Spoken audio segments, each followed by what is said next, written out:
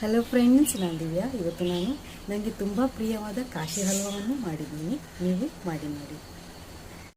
ನಾನು ಕಾಶಿ ಹಲ್ವ ಮಾಡೋದಕ್ಕಾಗಿ ಒಂದು ಮೀಡಿಯಮ್ ಸೈಜಿನ ಕುಂಬಳಕಾಯಿಯನ್ನು ತಗೊಂಡಿದ್ದೀನಿ.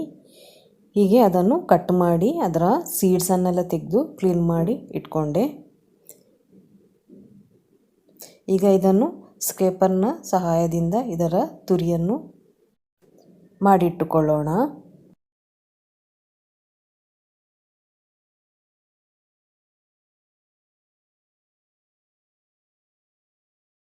ಈಗ ಮಾಡಿಟ್ಟ ತುರಿಯನ್ನು ಕಪ್ಪಿನ ಅಳತೆಯಲ್ಲಿ ನಾನು ಪ್ಯಾನಿಗೆ ಹಾಕ್ಕೊಳ್ತಾ ಇದ್ದೀನಿ. ಈಗ ನಾನು 3 ಕಪ್ ಆಗುವಷ್ಟು ತುರಿಯನ್ನು ಹಾಕ್ಕೊಂಡೆ. ಹಾಗೆ ಅದರಲ್ಲಿ ಉಳಿದ ನೀರನ್ನು ಅದಕ್ಕೆ ಬೇಯಲಿಕ್ಕೆ ಹಾಕ್ಕೊಳ್ತಾ ಇದ್ದೀನಿ. ಅದು ಕುಂಬಳಕಾಯಿಯನ್ನು ತುರಿಯುವಾಗಲೇ ಇಳಿದ ನೀರು, ನಾವೇನು ಹಾಕಿದ ನೀರಲ್ಲ, ಅದರದ್ದೇ ಕುಂಬಳಕಾಯಿಯದ್ದೇ ನೀರು.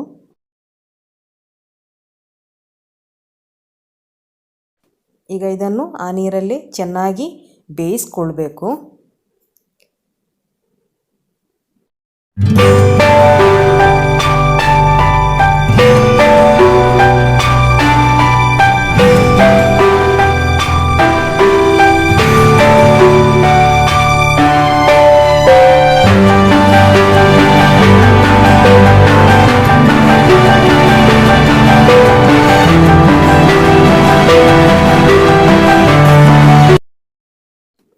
ಈಗ ಆಲ್ಮೋಸ್ಟು ಬೇಯ್ತಾ ನುಣ್ಣಗಾಗ್ತಾ ಬಂತು. ಈ ಹಂತದಲ್ಲಿ ನಾವು ಅದರ ಅಳತೆಗೆ ಸರಿಯಾಗಿ ಶುಗರನ್ನು ಹಾಕ್ಕೊಳ್ಳೋಣ. ನಾನು ಆ್ಯಕ್ಚುಲಿ 3 ಕಪ್ ಆಗುವಷ್ಟು ತುರಿಯನ್ನು ತಗೊಂಡೆ. ನಾನು ಅದಕ್ಕೆ ಅರ್ಧದಷ್ಟು ಸಕ್ಕರೆಯನ್ನು ಆ್ಯಡ್ ಮಾಡ್ಕೊಳ್ತೇನೆ. 1.5 ಕಪ್ಪಿನಷ್ಟು ಸಕ್ಕರೆಯನ್ನು ನಾನೀಗ ಆ್ಯಡ್ ಮಾಡಿಕೊಂಡೆ.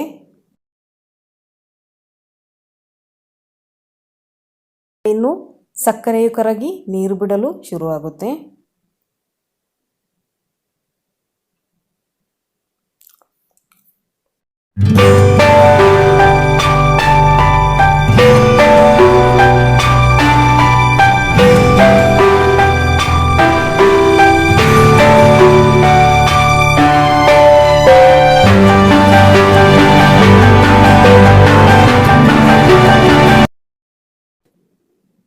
ಈ ಹಂತದಲ್ಲಿ ನಾನು ಇದಕ್ಕೆ 1 ಸ್ಪೂನ್ ಆಗುವಷ್ಟು ತುಪ್ಪವನ್ನು ಹಾಕ್ಕೊಂಡೆ.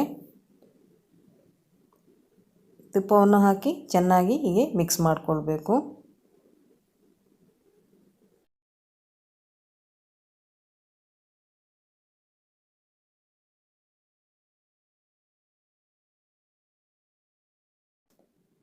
ಇನ್ನೊಂದು ಪ್ಯಾನಲ್ಲಿ ತುಪ್ಪವನ್ನು ಹಾಕ್ಕೊಂಡು ನಾನು ಗೇರು ಬೀಜವನ್ನು ಹುರಿದಿಟ್ಕೊಳ್ತೇನೆ.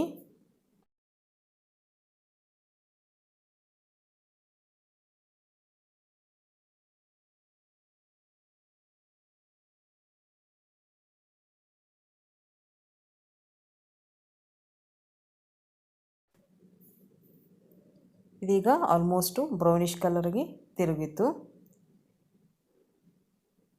ಈಗ ಇದನ್ನು ತೆಗೆದು ಹಲ್ವ ಮಾಡುವ ಪ್ಯಾನಿಗೆ ಹಾಕ್ಕೊಳ್ಳೋಣ.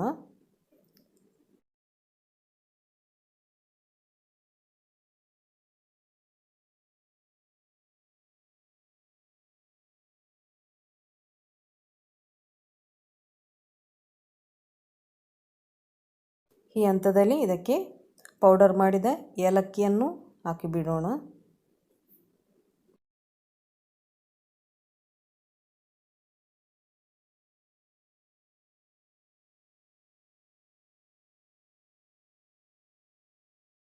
ಈಗ ಪುನಃ 1 ಸ್ಪೂನ್ ಆಗುವಷ್ಟು ತುಪ್ಪವನ್ನು ಇದಕ್ಕೆ ಆ್ಯಡ್ ಮಾಡಿಕೊಳ್ಳೋಣ.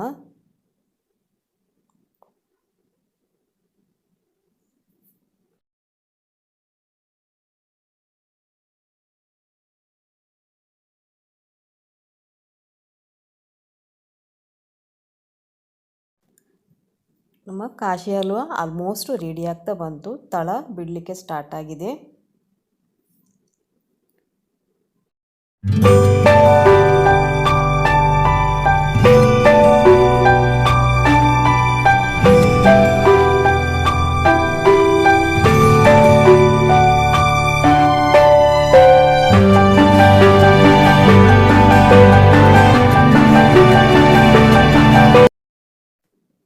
ನೀವು ನೋಡ್ಬೋದು ತುಪ್ಪ ಬಿಡಲಿಕ್ಕೆ ಸ್ಟಾರ್ಟ್ ಆಗಿದೆ. ಈ ಹಂತದಲ್ಲಿ ಸ್ಟವನ್ನು ಆಫ್ ಮಾಡಿಕೊಳ್ಳೋಣ. ಫೈನಲಿ ನಮ್ಮ ಅತಿ ಟೇಸ್ಟಿಯಾದ ಕಾಶಿ ಹಲ್ವಾ ರೆಡಿಯಾಗಿದೆ.